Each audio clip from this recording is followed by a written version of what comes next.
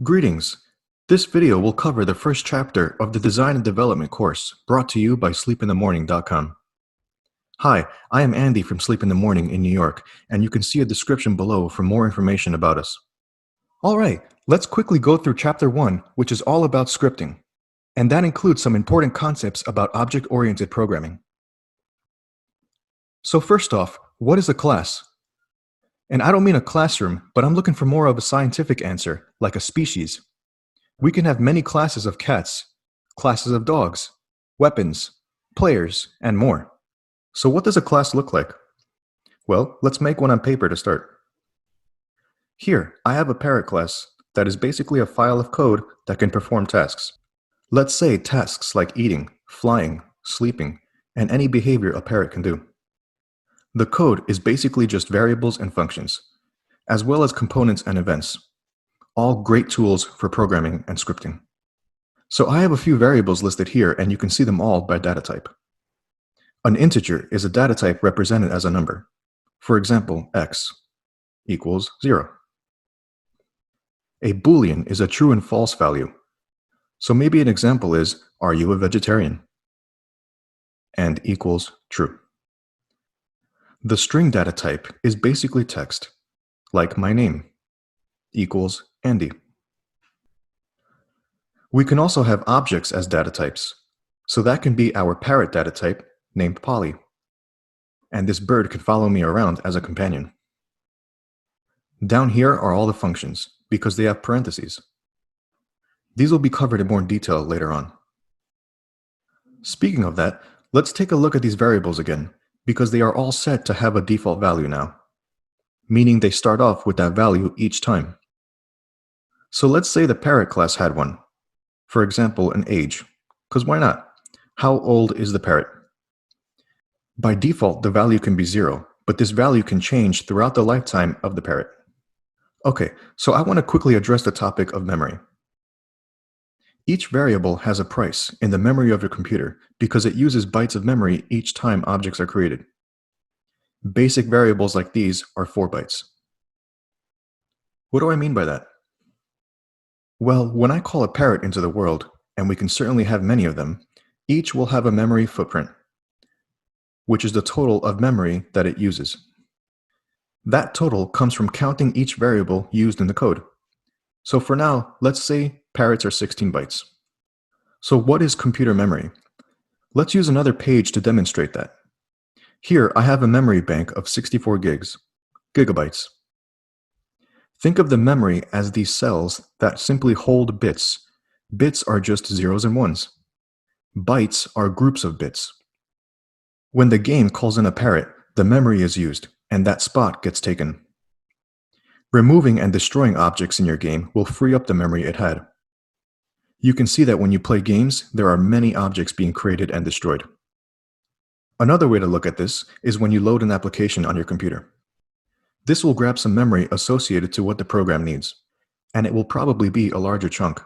From there, the zeros and ones, the bits, can change every time you do something in that application. So this also applies to functions as well, so I will quickly elaborate. Here is an example function to calculate the area of a geometric shape. We can see that when the function runs, it creates an integer every time. So somewhere here in the memory bank, there is something called RAM, or Random Access Memory. RAM has a special section in the memory bank because it will use and free up memory often by data that is considered temporary, just like the total variable in our example function. When any function finishes, all memory used will free up because those variables will fall out of scope. Awesome. So one important concept I mentioned earlier is encapsulation. I think this comes from the word capsule, like a pill to hold stuff within. But more importantly, this is known as data hiding. So let's go back to the parrot example to demonstrate. The capsule pill will protect our stuff from the outside world hacking in, because that can be potentially dangerous.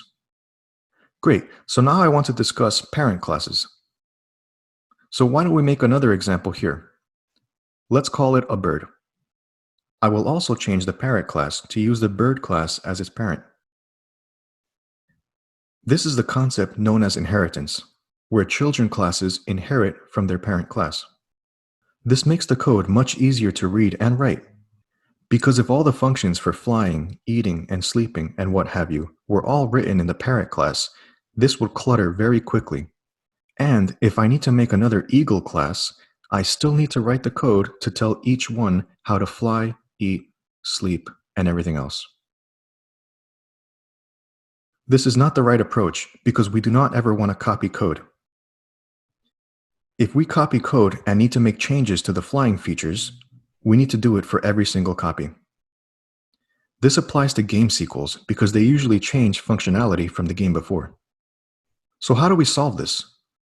Well, if we had a bird class that took care of some of the workload, it will all be inherited automatically by children classes.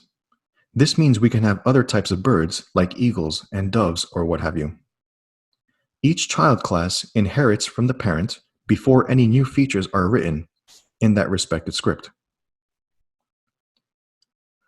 So if our parent class is a bird, it would automatically know how to fly, eat, and sleep. So we do not have to write that functionality again. From there, we can write new code to have the parrot speak, or an eagle class to use combat functionality. Okay, so this is where it gets advanced. So I understand if you do not get these concepts, but they are useful when creating larger systems.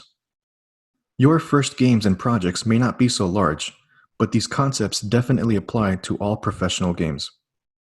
Polymorphism is the Greek word for many-shaped. So let's return to the bird examples to see what that means. So what if the game had each bird have its own way of interacting, where players can go up to the bird and press a button to start a conversation? Well, basically we can write a function in the parent class and have the children override that function to accommodate their own behavior. Then, interacting with any of these birds means going through the base class. Base class is just another word for the parent class. So polymorphism allows the game system to work with the base class, and the behavior will be many-shaped because of the respected child class. So one player may choose a parrot as the class, and another player may choose the dove, and the system will still look at them as the base class bird functions.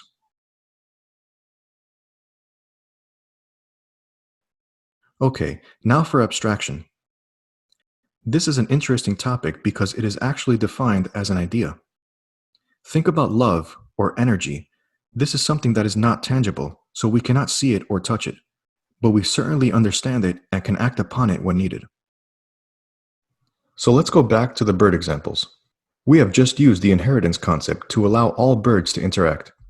But let's think about that for a second. What if another class in the game was also designed to interact, and it's not a bird? Remember, we should never copy code. This is where the abstraction will shine, because we can use an interface class for those functions. And since it is abstract, the code is treated as an idea, with no implementation just yet. The interface removes the dependency of only birds having the interaction code. From there, any class designed to interact can implement the interface and override functionality. And if not, it won't cost anything because it is an empty function. So abstraction can remove the dependency about the code and ease the way users interact with the system, because all interactions will go through the interface class, regardless of the class type. Thanks for watching. Let us know if you have any questions or comments, and remember to subscribe for getting the latest and greatest from us. See you later.